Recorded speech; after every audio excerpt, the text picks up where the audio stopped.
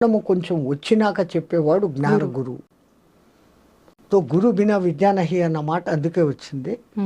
దేవుడు గురువు ఇద్దరు నడిచొస్తుంటే నువ్వు ఎవరికి నమస్కారం పెడతావు అని రామదాసును తుకారం లాంటి వాళ్ళని అడిగితే నా గురువుకే పెడతాను ముందు, దేవుడు ఏంటి లెక్క.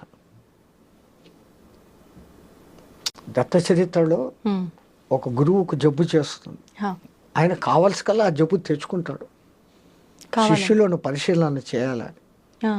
నాకు రోగం వస్తుంది, నన్ను కాశీకి తీసుకుపోండి. 6 సంవత్సరాలు ఈ జబ్బు ఉంటుంది. ఆ జబ్బు టైంలో నేను ఏం మాట్లాడతానో ఏం చేస్తానో అన్నీ భరించి నా ఒళ్ళు తుడిచి శుభ్రం చేసి నాకు భోజనం పెట్టే శిష్యుడు ఎవరైనా ఉన్నాడా మీలో అంటాడు.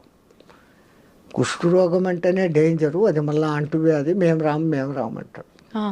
దిలీపుడు అనే ఒక శిష్యుడు గురువా నేను వస్తానంటాడు.